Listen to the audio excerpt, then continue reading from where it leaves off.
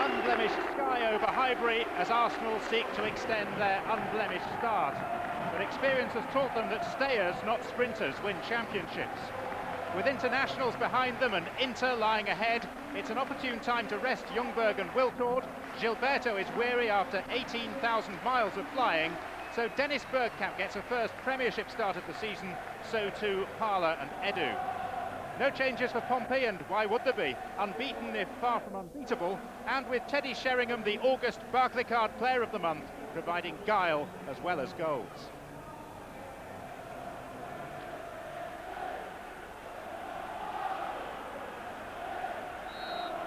This is the day when Portsmouth must feel they've truly arrived in the Barclaycard Premiership. A big stage and a major challenge. Only their second league visit here in 45 years. But they arrive in hearty good form.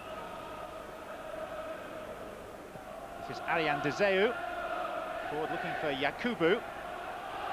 And a little push there has brought a free kick. They come here with a positive attitude, Pompey. Harry Redknapp says they'll give it a real go. Of course, the danger inherent in that is that they could be given a real going over. Jens Lehmann positioning a wall of 3 blocks: Bergkamp, Vieira and Pires. Now becoming 4 with the addition of Parler. Trick Berger. An off-cue start to an afternoon that promises much.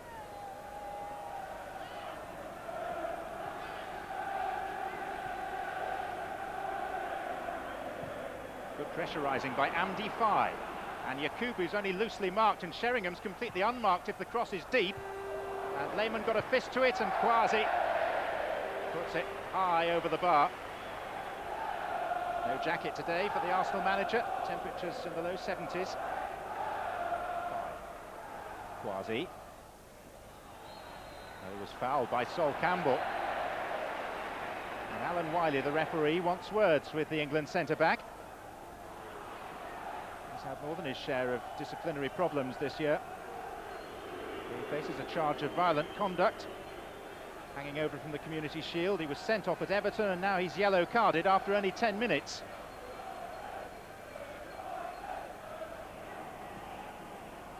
Here's Sheringham. And Sol Campbell came steaming through the back of Teddy Sheringham after the ball had gone. Sheringham's still down. The referee didn't see anything wrong, but Sheringham for the time being is a passenger. Here's Henry, trying to release Pires.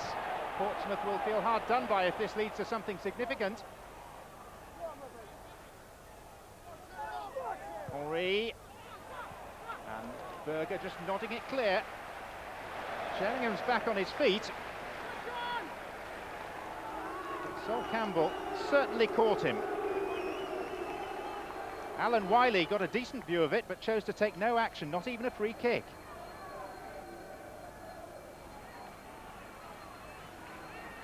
Vieira, Parler, Henry, Lauren. Pires is central this time. This is Ray Parler.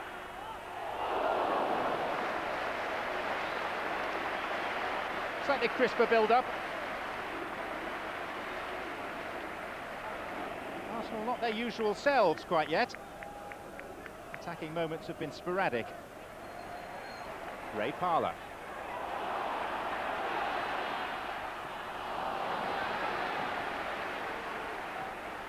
Kwasi. Oh, Campbell pushed up too far. Here's Yakubu, ahead of Ashley Cole. Oh, and straight at Lehmann.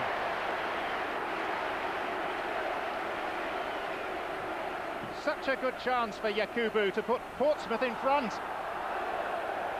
Will Portsmouth get many better opportunities? Given away by Vieira to Berger. Arsenal sluggish so far, but credit to Portsmouth for that. And here's Stone, and there's Sheringham, and Pompey lead 1-0.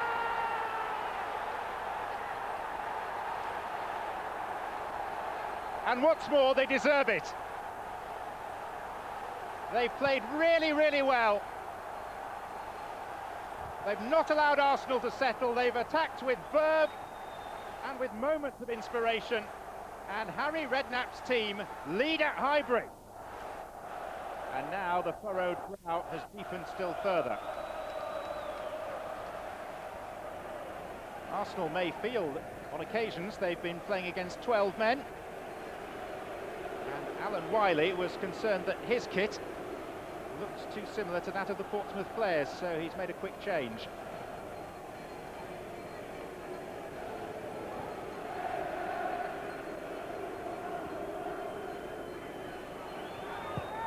Cole's cross.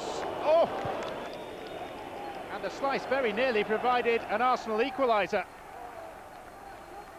It was a low skimmer, which De Zeu tried to clear, and it just flicked the stanchion behind the goal. Portsmouth's last victory on this ground was 48 years ago this week, when even Jim Smith was still a spring chicken. Pires. Edu. Robert Pires for a second time. And the referee gives a penalty.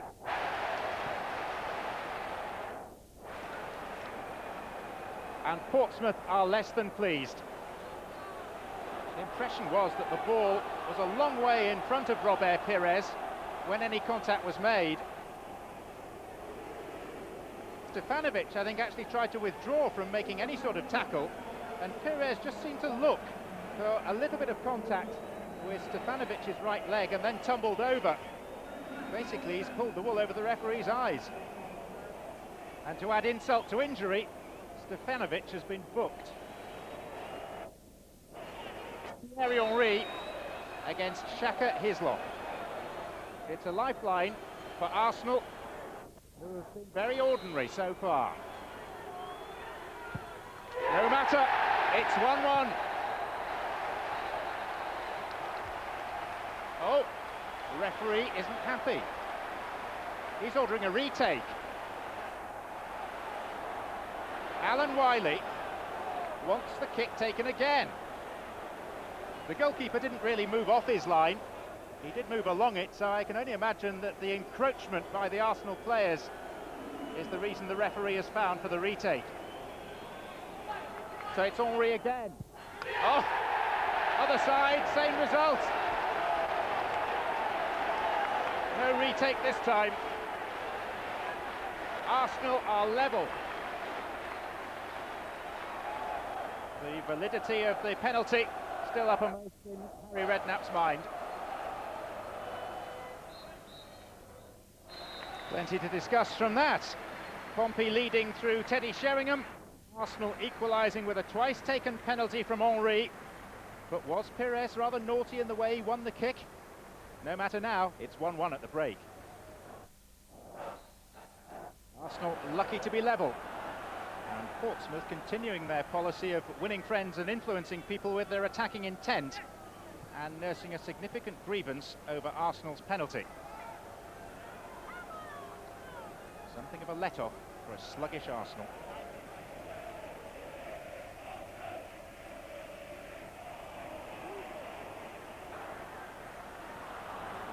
Pires. Parla. Now Lauren. Cross deep. Oh, mistake by De Zeu. Rescued by Hislop as Bergkamp had the shot. Tried to clear the ball and left the ball behind. Presented it to Dennis Bergkamp. Hislop, though, was a formidable barrier. Campbell. He's been turned by Yakubu. What's going on? Yakubu!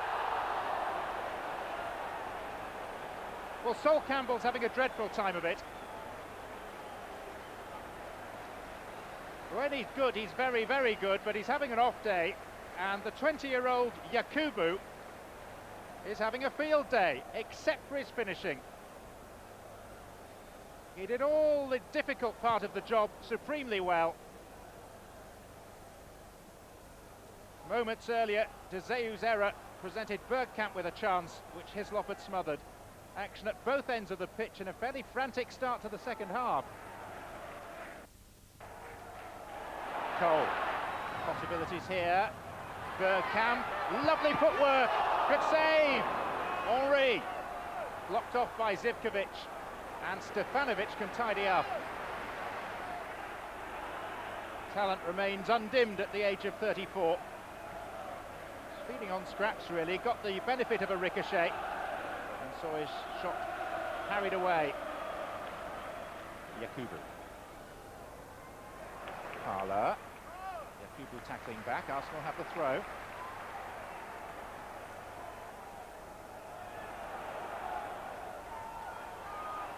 Parla. Stumbling. And the referee has given the free kick just outside the edge of the penalty area. Did his utmost to keep his footing.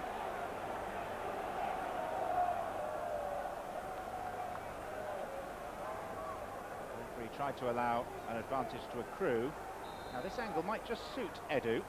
Wrap his left instep around, and he forces the save from Hislop. Edu did score from that sort of position in a Premiership game last year, driving in a free kick against Blackburn Rovers. The angle wasn't too promising, but he loves to get some power with his favoured left and some curve. And it's just as well that Hislop was alert to the threat. Portsmouth hanging in there well.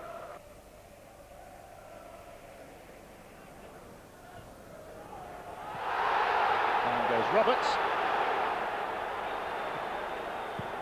Referee not in the least bit interested.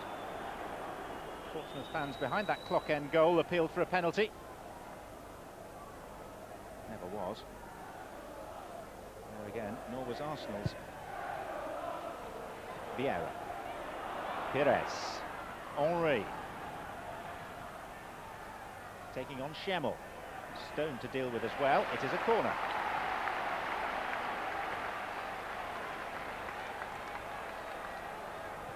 And it's quickly taken short to Cole. Players still grouping in the middle as Henry's cross comes in. Oh, and it's forced wide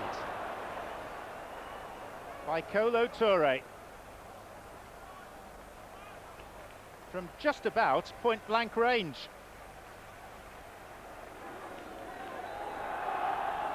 By shouts of man on from 2,000-odd Portsmouth supporters, but he didn't hear them. And leading the charge. Wiltor, Deseu struggling alongside him, but he got back. Arian Deseu, whose day started when he had to rearrange the letters on the back of his shirt because the kitman had spelt his name wrong. Things have got progressively better since then. And he's given a very solid performance, as indeed of Portsmouth as a whole.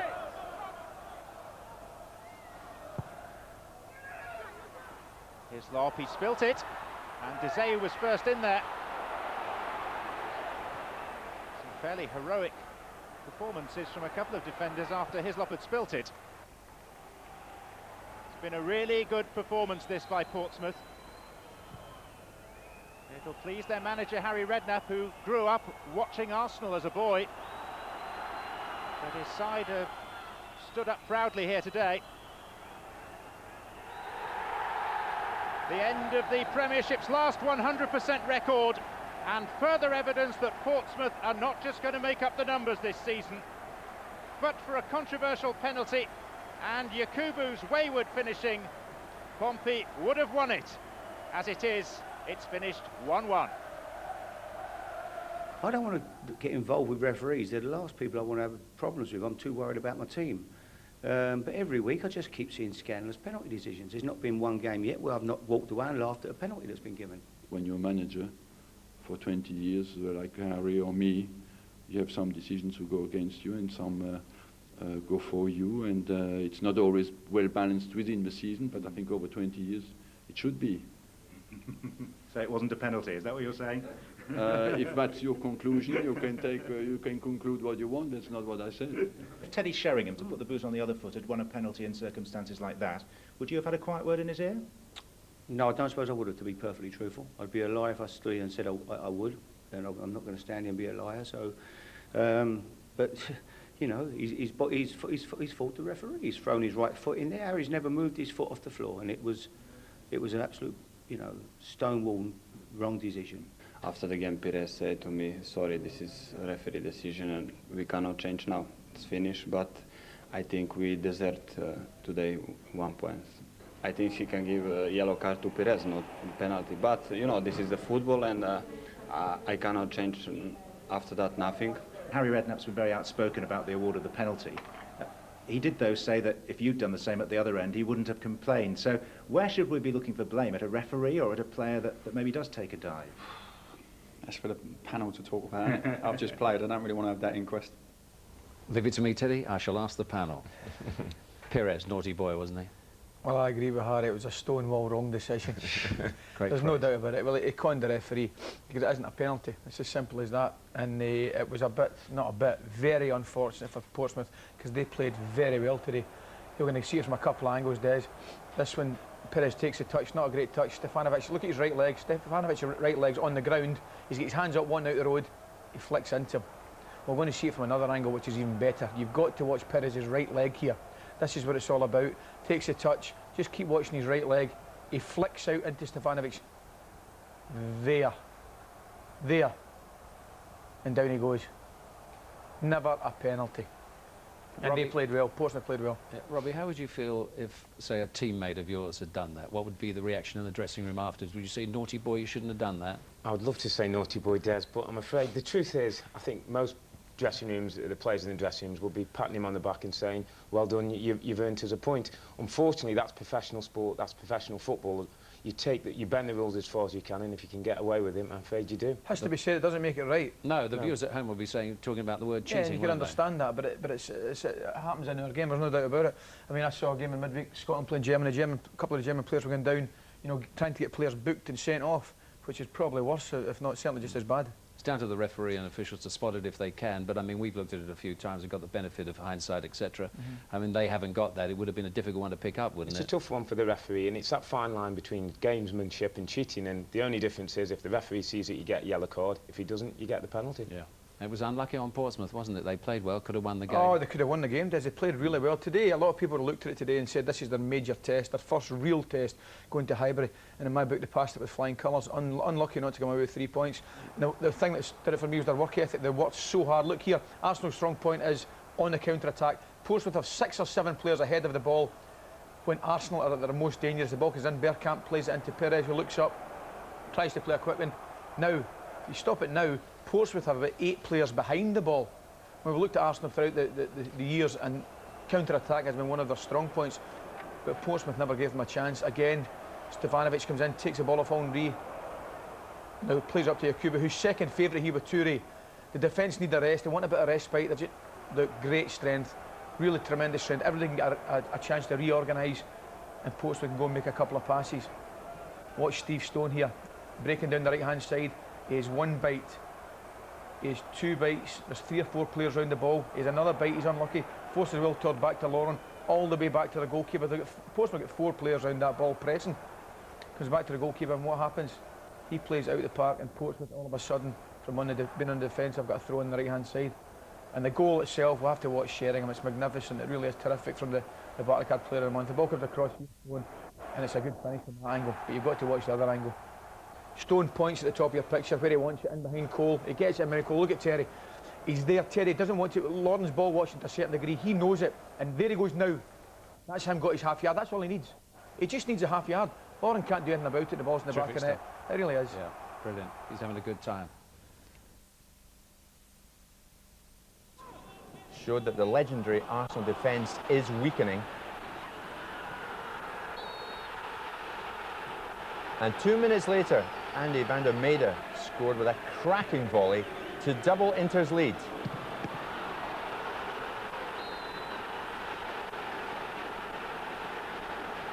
Well, Arsenal had a chance to reduce the deficit after Freddie Ljungberg was pushed inside the area by defender Marco Materazzi.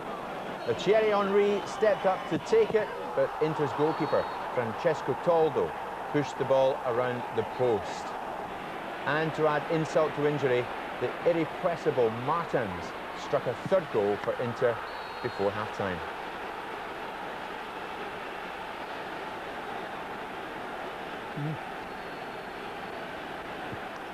down. Yeah, obviously the way we played and maybe what people were expecting or what we were expecting, obviously that's not what happened. At the end of the day, you know, we still have 5 games to go, and we have to forget about it. I know it won't be easy, but try to forget about it. With the Man United game, I think that's a good thing to do, and to show to everyone that it was just things happen in the game sometime, and we have to show that was just one of those, you know. Try to learn from it, even though you might say that that's 3 years now. 3 years that we're trying to learn from it, but you know, that's the only thing I can tell you. Try to stick as a team and try to come through this game, you know, even more stronger. You know, I know, you know, what can I say more? It's already done. We lost 3-0. We have to move forward and try to concentrate again for the Man U game, and obviously we have more games to do. Obviously they won't be easy to go away twice, but that's when we have to show if we are real men. I mean, we can't lose 3-0 at home. It's a bit embarrassing, I think.